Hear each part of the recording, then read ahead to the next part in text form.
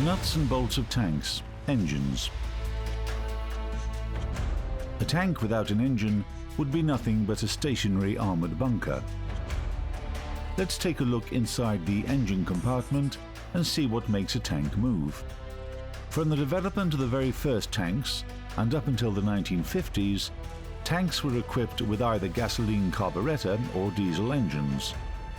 Unlike the running gear, which in the first tanks was borrowed directly from tractors, tractor engines were rarely used, even in the early stages of tank development. Those engines lacked sufficient power.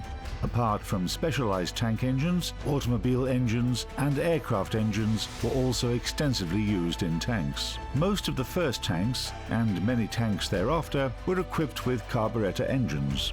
A carburetor engine works as follows. Fuel and air are fed into the carburetor. There they turn into a fuel-air mix, which is injected into the engine cylinders. Inside the cylinders, the mixture is ignited by an electric spark.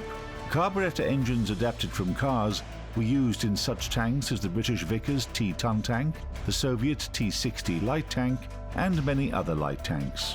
Aircraft engines were more powerful. Among the most famous engines is the American 12-cylinder Liberty L-12 engine, which was used to power the British Mark 8 heavy tank and certain American tanks equipped with the Christie suspension.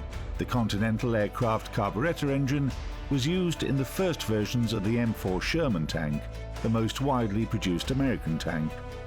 All German production tanks of World War II were equipped with carburetor engines. This design direction was the result of Germany's overall fuel situation. Diesel fuel was refined from crude oil, which was a scarce resource in the Third Reich. However, the Germans derived much of their wartime fuel supply from the conversion of coal into synthetic gasoline. Diesel engines work a bit differently from carburetor engines. Fuel is injected directly into a cylinder, removing the need for a carburetor. The fuel-air mix is compressed by the movement of the piston. Compression increases temperature to the point of ignition. Diesel engines tend to weigh more than carburetor engines. However, diesel engines are considered to be the most economical type of internal combustion engines. Tanks were equipped with diesel engines adapted from cars and aircraft, or with engines designed specifically for tanks. The V2 engine that propelled the KV and T-34 was originally designed for use in aircraft and then modified to use in tanks, towing vehicles and even ships. One often hears that carburetor engines are more fire-prone than diesel ones. This is not exactly true. In combat, the two types of engine are essentially equally vulnerable. If a shell penetrates the armor and hits the engine, the temperature will probably be high enough that all types of fuel will burn. Tank fire safety is more dependent on the layout of the engine and fuel tanks. So, diesel engines are far less fire-prone only in non-combat conditions. Starting in the 1960s, first experimental vehicles and then mass-produced tanks have been equipped with gas turbine engines. In a gas turbine engine, fuel and compressed air are delivered into a combustion chamber where they are ignited. High-pressure gas is produced, spinning a turbine and generating power. Some engine power is used to compress more air flowing into the compressor. The rest of power is used to drive the vehicle.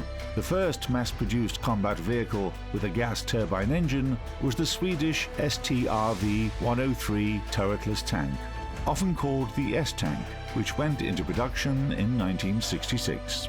The advantages of a gas turbine engine are its high power, lightweight, and a relatively low noise level.